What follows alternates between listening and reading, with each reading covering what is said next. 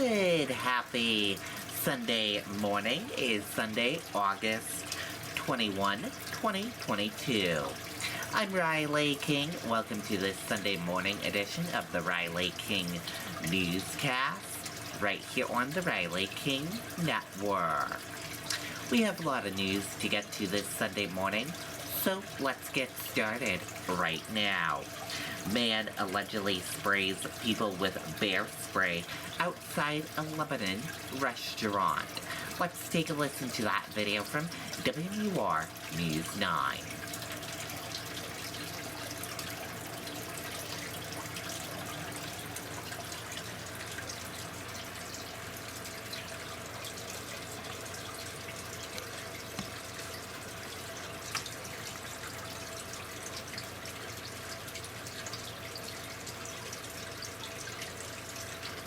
Senate Republican leader Mitch McConnell saying a federal abortion ban is possible. Access to care here could be threatened. Don Bolduc, Chuck Morse, and Kevin Smith would all vote for a nationwide abortion ban.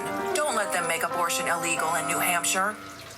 Imagine you're sitting outside enjoying a nice dinner and all of a sudden you're inhaling bear spray. That's exactly what happened to about half a dozen people right here last night.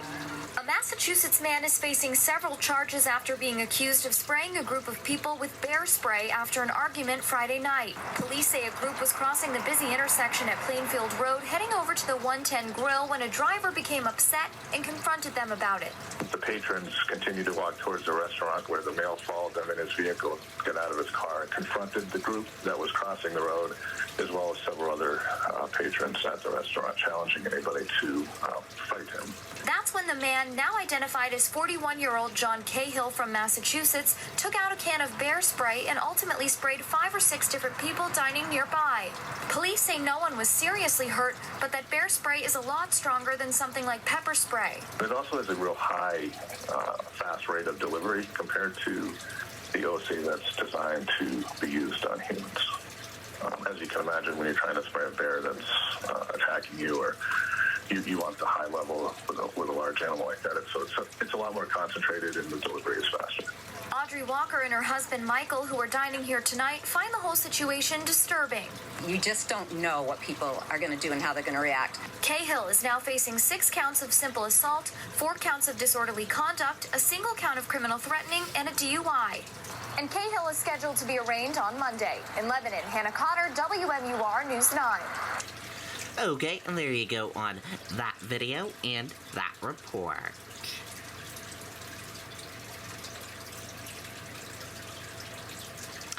Hiker dies after fall on Cannon Mountain. Let's take a listen to that video from WMUR News 9.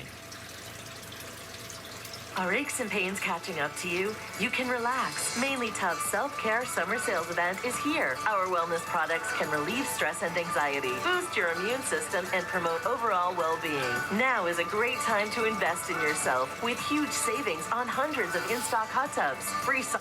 Tonight, one man is dead after falling while hiking Cannon Mountain in Franconia. A group of 3 hikers was making their way down the mountain and mistakenly thought they were on a ski trail. They tried to maneuver down a wet, rocky area with a steep waterfall. That's when the unidentified man slipped and fell out of sight of the other 2.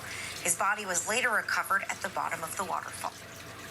Okay, and there you go on that video and that report.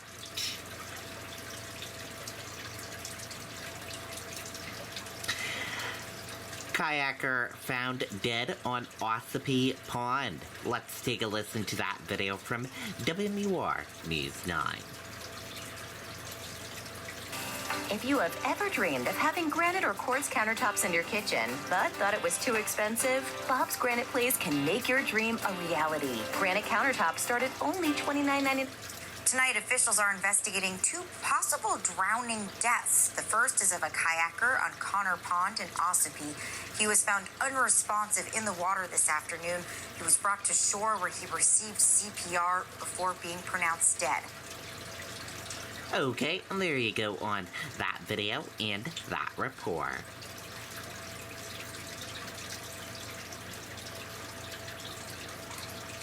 Man dies at Profile Falls in Bristol. Let's take a listen to that video from WMUR News 9. Senate Republican leader Mitch McConnell saying a federal abortion ban is possible. Access to care here could be threatened. Don Bolduc, Chuck Morse, and Kevin Smith would all vote for a nationwide abortion ban. Don't let them make abortion illegal in New Hampshire. Police are investigating another possible drowning in Bristol this afternoon. They say a man was swimming at Profile Falls, went underwater, and was found shortly after. CPR was attempted on the shore, and he was pronounced dead. Okay, and there you go on that video and that report.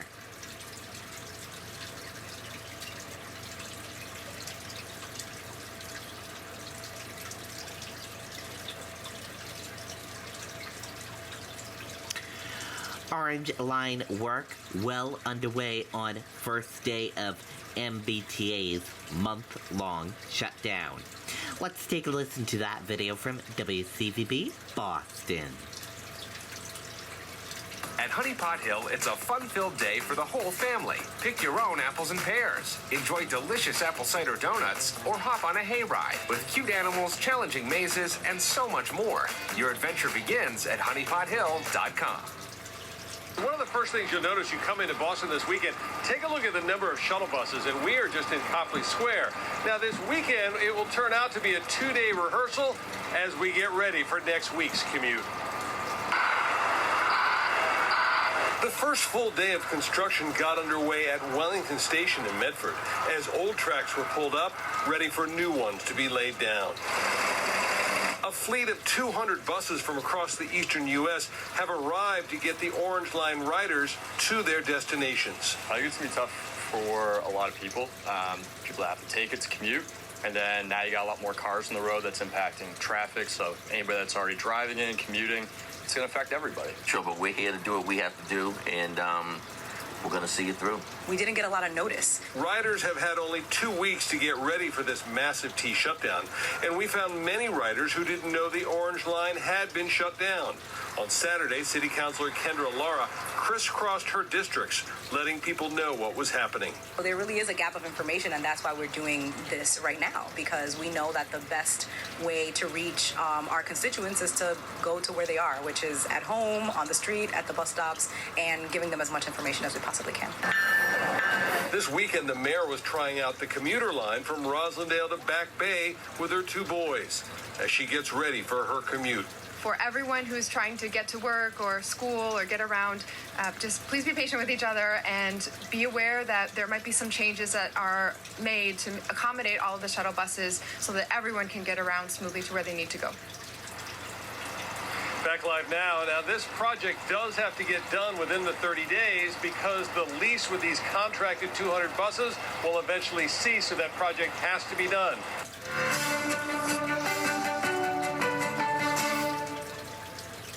Okay, and there you go on that video and that report. And make sure you stay with the Riley King Network. We will keep you updated on the updates on everything you need to know about this Orange Line shutdown.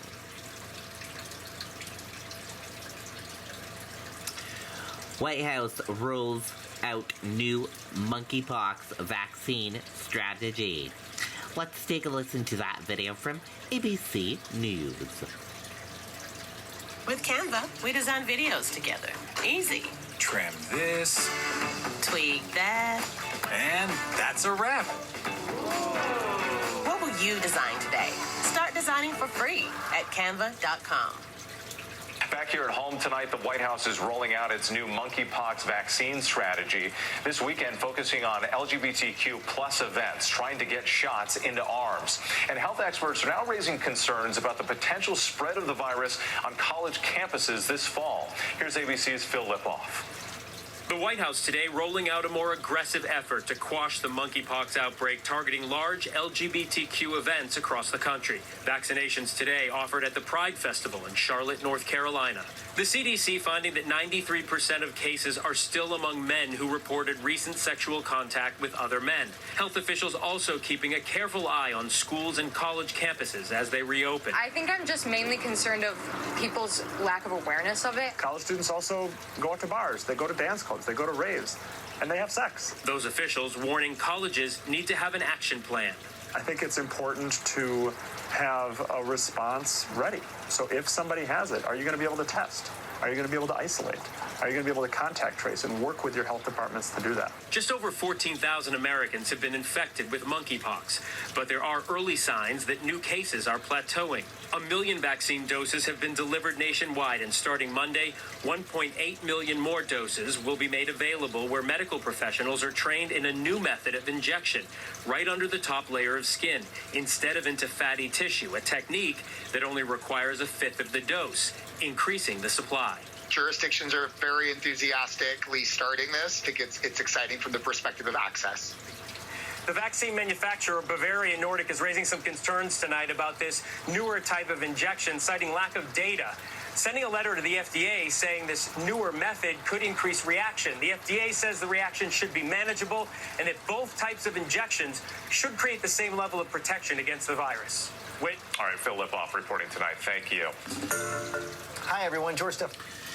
Okay, and there you go on that video and that report. Thank you for tuning in and watching this morning edition of the Riley King Newscast, right here on the Riley King Network. I hope you all have a great day, everyone, and I'll see you back here later on today for another newscast. Goodbye.